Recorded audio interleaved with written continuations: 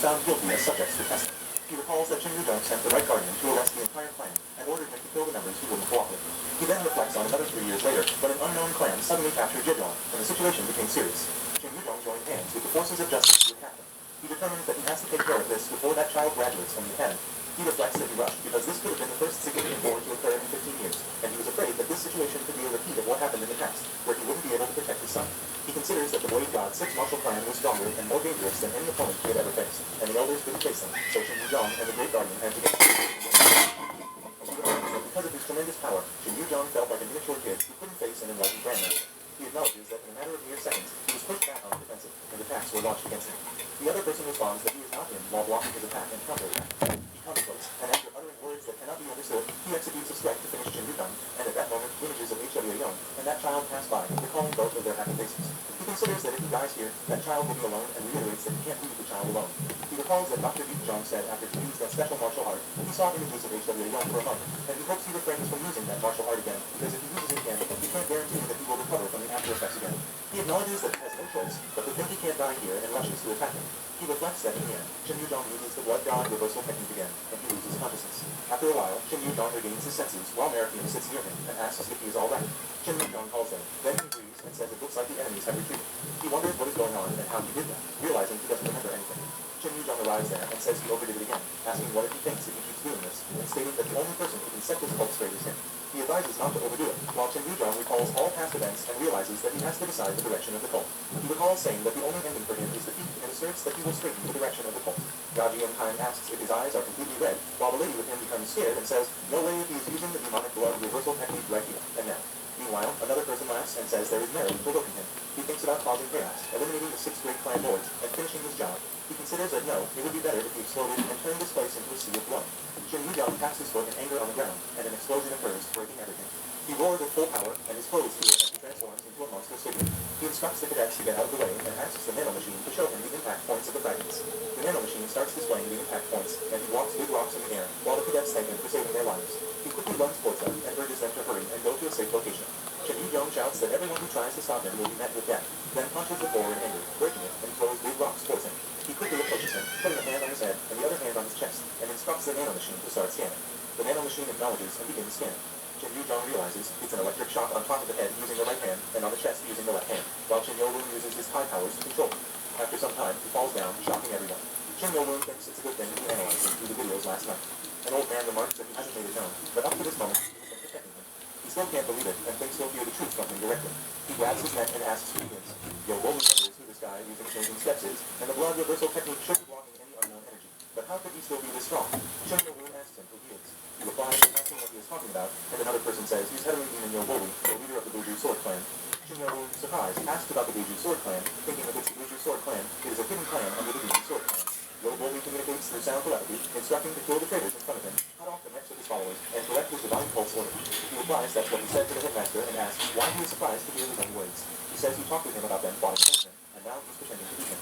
Yo-woon thinks it's nonsense. If he really overheard the whole thing, it's dangerous.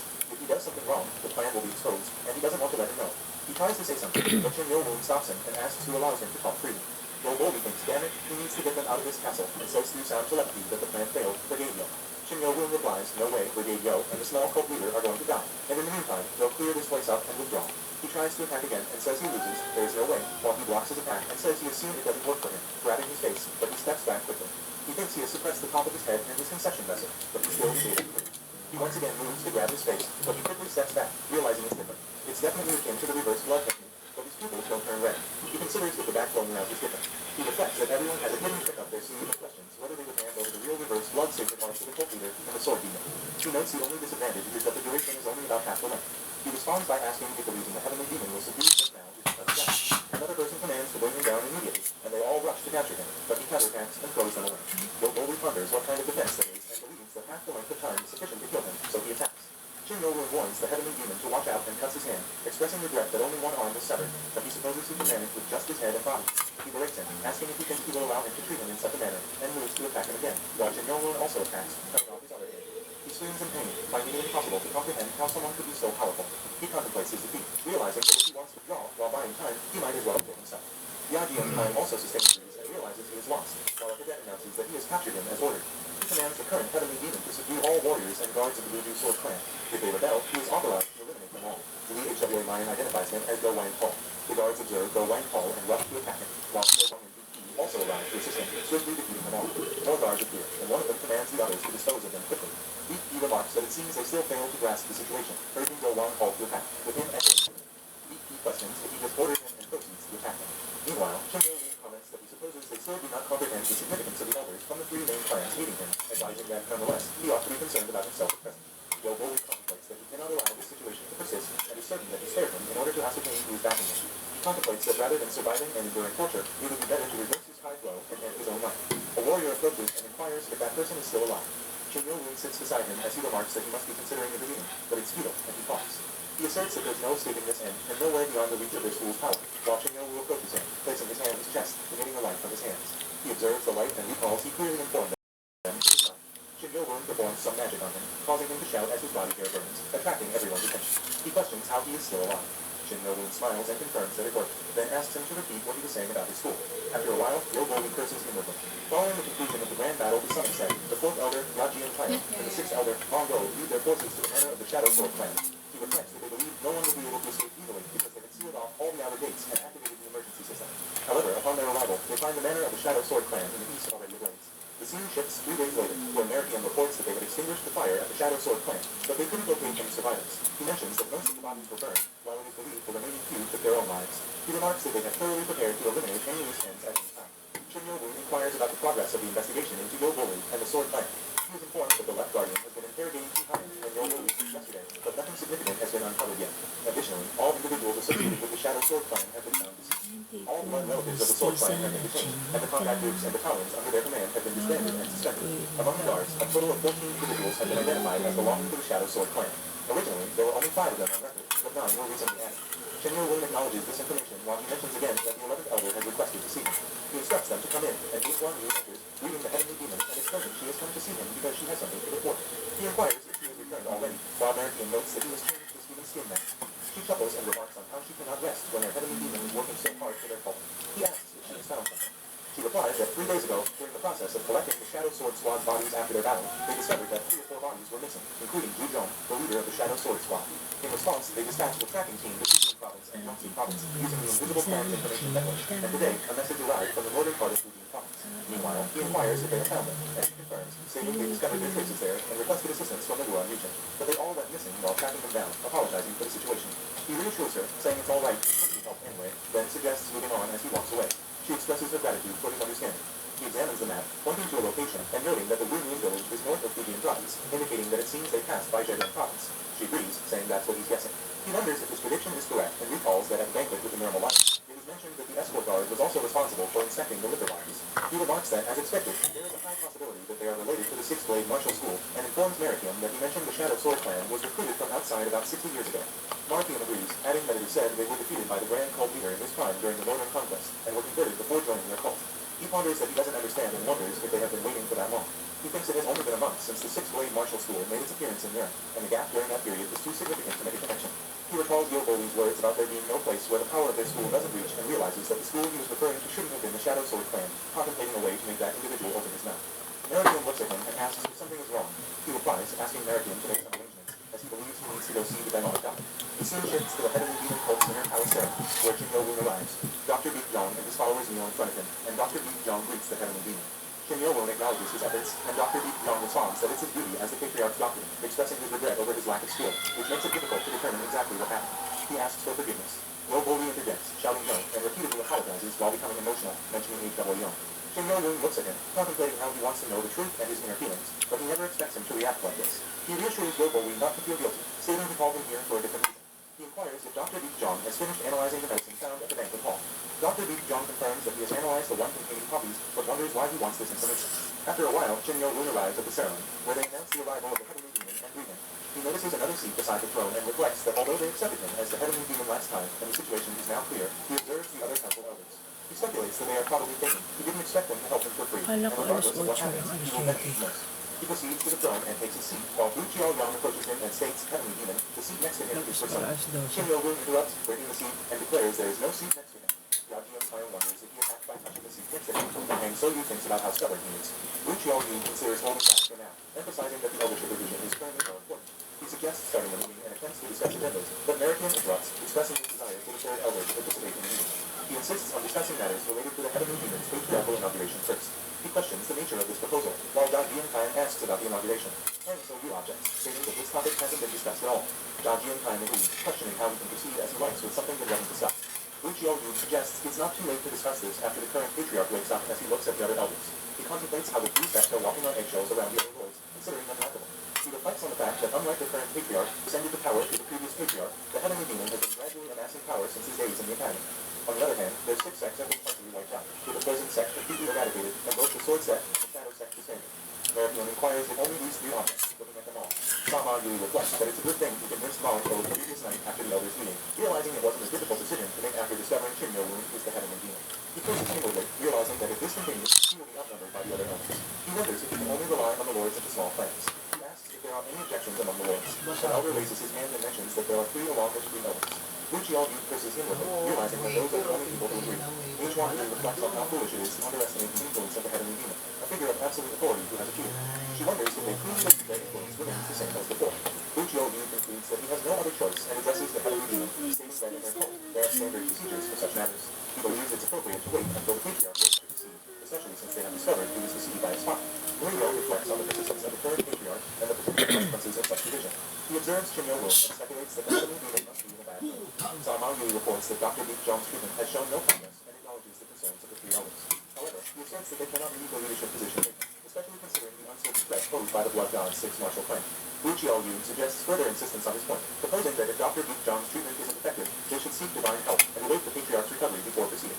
He emphasizes that their cult's leader is still the patriarch, and there is no reason to abdicate his position and disregard established procedures. Sama-yu reflects that even in this situation, they show no intention of backing down, and it's evident they are trying to buy time to increase their clan's power again. Liu Qiao-yu declares that he will now step back and states he will not participate in any meetings until the patriarch recovers, leaving them to walk out, while Marikian urges not to let them leave. Chinyo-Woon intervenes, instructing them to let them go as it looks out for him. He expresses gratitude, stating that thanks to this, he now knows who is on his side and who his enemy is. On the same day at 7, at the dinner palace banquet hall castle, Hang So-yu remarks on how he invited them here to consult with him and elder Liu Qiao-yu, while Jia Jiankai adds that on top of that, he has approved most of their requests, making him almost feel like it's a trap. Liu Qiao-yu reassures them that it's not a trap, and that the only things he has to be careful about are the alcohol and food. He acknowledges that there is nothing wrong with being cautious, and remarks that he's a roller. Chinyo-Woon arrives, and they greet him, expressing their gratitude that he has agreed to attend such an amicable meeting. They offer him a drink, pour some tea, and give it to Chinyo-Woon, who accepts and drinks it. Hang So-yu observes that it seems they haven't tampered with the food, allowing her to slowly enjoy this small banquet. Jia Jiankai resolves to obtain the vacant seats of the first and third elder, believing that they can control half of the power and influence in the cult by doing so. Liu Qiao-yu reflects on how their power, once divided among 6 people, is now divided among 3, which works out for the better. He contemplates that the patriarch's position, monopolized by the shadow sect and the sword sect for nearly 100 years, can now be theirs. Jia Jiankai laughs and comments on how seeing such high-quality food makes it apparent that he must be quite concerned about their combined forces. They move to the kitchen and see a beef to cut through. He expresses disbelief that they're having freshly cut beef poured over charcoal. Hang So-yu expresses her anticipation for its taste. Liu Qiao-yu laughs and remarks that it would have been better if they could have done something like this from the beginning. Now, regarding their discussions, Chinyo-Woon asks if he would like to try a delicacy before them. He inquires about the meaning of delicacy. He explains that it's a dish he recently ate, but he heard it's a famous delicacy in Beijing. Since they've decided to have a friendly relationship, he offers to treat him. Meanwhile, Chinyo-Woon goes to the chef, and extracts the cow's heart. Hang So-yu becomes irritated, thinking about the raw cow's heart. He responds that it's delicious if she adds a little bit of sauce, but if she dips it in the sauce he made, he guarantees it will taste much better. Jia Jiankai remarks that it's been a while since he has seen this, while Liu Qiao-yu thinks he has tried all kinds of food. Jia Jiankai tries the meat slice with sauce and comments that it tastes as good as expected. Liu Qiao-yu reflects that it is indeed a delicacy, and he thought it would be fishy, but it's lighter than he thought. Hang So-yu thinks it doesn't suit her taste, and Chinyo-Woon takes a sip of his drink, stating that now that they have tasted the delicacy, they can talk about the agreement. Liu Qiao-yu acknowledges that he understands, while Jia Jiankai thinks that finally, he doesn't know how much he is willing to give them, but he has to get as much out of him as possible. He states that before discussing further, let him outline his requirements first. Liu Qiao-yu asks what his requirements are, and what he is suddenly talking about. He explains that they can only reach an agreement after addressing each other's needs. Liu Qiao-yu agrees, saying, alright, please go ahead. He reveals that they will abolish the 6 main clan system that they have been maintaining from the past. Liu Qiao-yu interrupts, asking Heavenly Demon just now what did. Chinyo-Woon interrupts him, saying he is not done yet. Liu Qiao-yu requests Chinyo-Woon to continue, while Chinyo-Woon proceeds by saying, secondly, they will change the ranking system of the elders' positions from traditional martial powers to a system based on martial glory's achievements. Hang So-yu asks for pardon, and he reiterates that thirdly, all clans in their cult can't possess more than one armed group, and any additional armed groups will be restructured into units under their cult's management. He taps on the table in anger, causing it to break. Merikian intervenes, putting a sword at Wu Qiaoyu's neck and questioning what he is trying to do. Qin Yolun explains that he's merely discussing his requirements for a friendly discussion.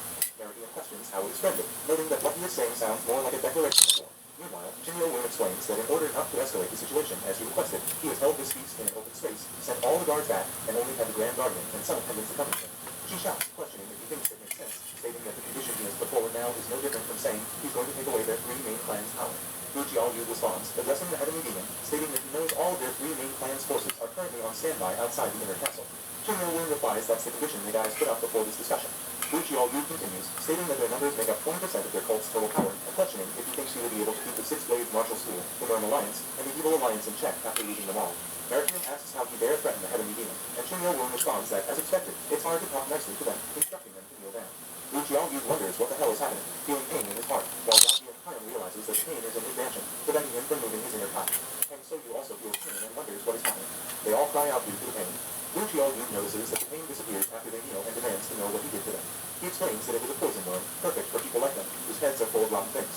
They ask what he means by poison worm, and he confirms it, explaining that he fed the cow they ate poison worm, which then made a nest in the cow's heart. Yajian Kaim cries out in pain while she asks what's wrong with him. Qin Yolun explains that it seems like they tried to move their inner tie during the time that the pain disappeared, and don't think they can get rid of it so easily.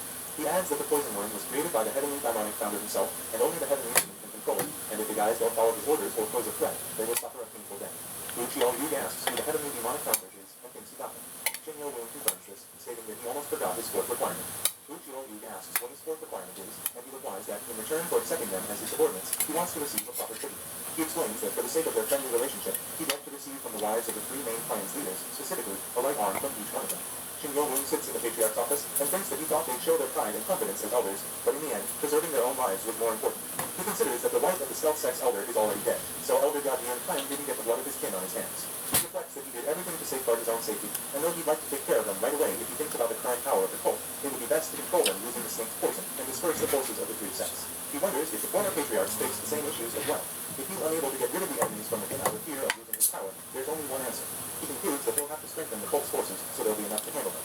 Meanwhile, he considers that he'll cultivate new masters and drive them, thinking that this won't take long. He states, heavenly demon, he must put on his formal attire and get ready, as it's already time. The scene shifts to the inner palace of the demonic warrior cult, where many cadets gather.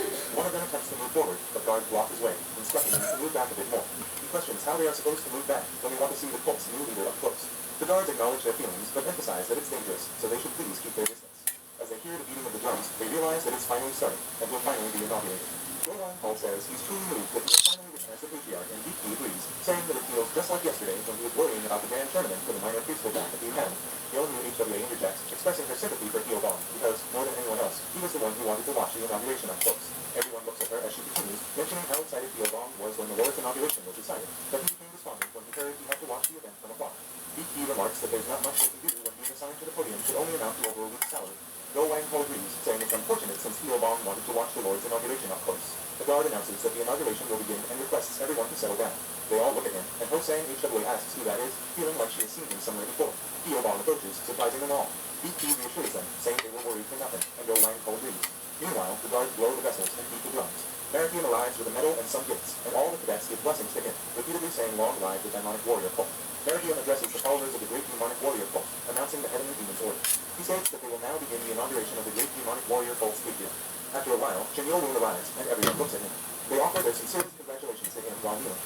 Moon Jiayu communicates with him through sound telepathy, expressing that she now truly considers him as the young master. Another person laughs, remarking that the patriarch is his apprentice, and wonders how long he's going to keep calling him that. All the elders arrive, and Qin Yolun thinks to himself about his mother, and how they'll finally be able to deal with the ones responsible for all of this, aiming to change the cult so that such injustices and tragedies won't happen again. He looks at all the cadets while they acknowledge him as the current heavenly demon. Merikian arrives and announces that Qin Yolun, the newly appointed 24th patriarch, accepts the heavenly demon's order. He declares himself to be the descendant of the great demonic warrior cult, Qin Yolun, accepting the heavenly demon's order. Merikian instructs him to hand him the torch. Hyo Bong agrees while he reflects that he was his very first subordinate, and he always had faith in him. Hyo Bong congratulates him, expressing that he will never forget this moment, and he points the torch to him. Qin Yolun reciprocates the sentiment, saying neither he nor Hyo Bong will become emotional. He blows the fires there, and declares that he lays his body on this flame, so he won't hold on to any regrets about life and death, illuminating his path, leaving only ashes of joy and sadness in its wake. He repeats that he lays his body on this flame, so he won't hold on to any regrets about life and death. He continues, saying it illuminates his path, leaving only ashes of joy and sadness in its wake, and remarks that the world is filled with countless worries. Merikium announces, in accordance with the Heavenly Demon's order, that Shin Will-woon, this generation's Heavenly Demon and Minor Priest, will take over as the Patriarch. As the 24th Patriarch, he receives the Imperial Crown, and Merikium approaches him to place the crown upon his head. He reflects that he feels like a normal person who hasn't learned martial arts. Guard Jane becomes excited and emotional, congratulating him and expressing certainty that even Lady HWA is smiling from heaven, then hugs him. He looks at his subordinates and notices that they have prepared the best for him. He thanks them, and they all become elated as he waves his sword in the air. All the cadets pray for his long life. He reflects that just like that, the 24th Patriarch and second Heavenly Demon of the demonic warrior cult was brought into this world, as it is written in the ancient records of the Central Plains martial world. He notes that they called it the day the Heavenly Demon rose in the demonic warrior cult. Shin Will-woon reflects that the cold winter has passed, and spring has come to the 10,000 mountains. He notes that 3 months have passed since he ascended the throne, and in the meantime, many things have changed in the Heavenly demonic cult. He observes that, first of all, the policy was passed in which, except for one brigade in each of the main clans, all the remaining power would be distributed to the brigade directly under its control. He acknowledges that there was some opposition, but it received a lot of support due to the fact that everyone's power would be equal. He states that everything will be decided based on his strengths, and in other words, he will prioritize those who have skills. He further reflects that, as per his declaration, the brigade and squadron that each main clan's leaders would be able to control are dependent upon their ranks. Meanwhile, he considers that it played a role in providing opportunities for small and medium-sized clans, while encouraging those small and medium-sized clans to make constant efforts in order not to be overtaken by the existing bigger main clans. He reflects that this talent prioritization policy wasn't limited to the main clans, and 2 months after the inauguration ceremony, a big tournament was held to select new elders. It was a tournament not only to select new elders, but also to determine the new ranking of the existing elders. He notes that the minimum level of participants is Master Martial Prowess, and originally, the minimum level for the elder position was Grand Master Martial Prowess. However, the requirement was eased as they thought that a new master at the level of Grand Master Martial Prowess wouldn't appear in the first term. He reflects that in accordance with the criteria given not only to the main cult, but also to the branches, a total of 45 participants applied. He notes that among them, 32 people passed the preliminaries covering tactics and fighting forces. He observes that there were also hidden masters who had never made their appearances before. Among them, the first was Mong-Hu, the eldest son of the Illusion Clan's leader, Mongo. He recalls that everyone was surprised when 2 grandmasters appeared from one clan, and Mong-Hu was the one who showed the most outstanding talent in the last batch of students from the Demonic Academy. He recalls that Mong-Hu had spent 5 years at the western front of Dijon, where wars broke out most frequently, and he seemed to have gained enlightenment by going through numerous life and death battles. He reflects that the second was a proficient Grand Master, Yongdan HWA, the leader of the northeast branch of Hunan Province. Although he originally hailed from Taiwan, he had relocated to Hunan Province due to his fondness for the battlefield.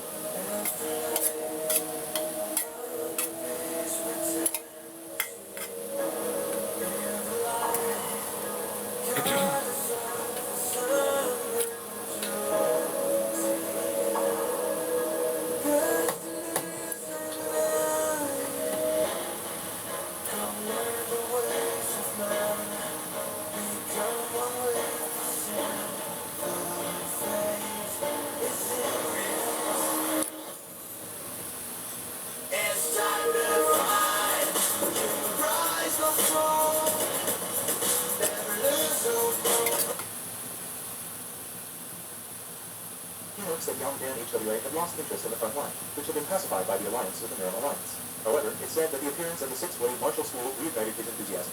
The third and final person was the one recommended by the Grand Guardian. Merikium appeals Heavenly Demon, whose grant Internal Clan CO Doom, who has been exiled to Human Island for the last 15 years, a chance. Shin Will-woon inquires about the meaning of 15 years of exile and asks about his identity. Merikium explains that most of the elders are acquainted with CO Doom. Originally, the Internal Clan was responsible for recording the history of their cult. However, he couldn't tolerate the Dark Clan's interference with fraudulent records any longer. Consequently, he led a night raid with all of his forces. However, the surprise attack failed due to the spy planted by the Dark Clan within the Internal Clan. Upon learning about this, the leader of the Dark Clan, unwilling to waste his fighting forces, reported it to the Lord's palace. CO Doom, whose sense of responsibility in recording history matched his loyalty to the cult, immediately surrendered without rebelling against the martial artists of the Guardian Hall. The 6 main clans advocated for his execution, but the Grand Cult leader deliberately sent him to Human Island without destroying his martial arts, intending to use him as a weapon against the 6 main clans later. Shin Will-woon acknowledges that he will grant CO Doom permission to terminate his banishment with the Lord's order, effective immediately. He requests Merikium to send a message to the Guardian Hall right away. Merikium kneels in front of him and affirms that he will do so at his command. Thus, CO Doom, who had been awaiting the Lord's order for 15 years, returned, much like the back waves of the Yangtze River pushed the front wave away. With the birth of the second Heavenly Demon, a new era approaches for the Heavenly Demonic cult. Consequently, a tournament based on strength was held, resulting in all positions being completely switched. Wu Jiu-young, the leader of the Blade Clan, who claimed no one would be his opponent since the Dark Clan and the Sword Clan had disappeared, was eliminated in the second round and couldn't enter the top ranks. The person who won the position of the first elder after defeating Yong Liu HWA, who mastered the 24 human sword, was the Internal Clan's CO Doom. He reflects on how, after living in exile for 15 years, his martial arts skills, which he had honed with pride, were now at the peak of the Grandmaster's martial prowess. He provides details about all the elders and their clans, including their names. Even though Gu Chouyong and the Nine Gates clan didn't reach the Grandmaster prowess level, he still rose to the position of the 12th elder due to his remarkable results. This marked a major change after 500 years.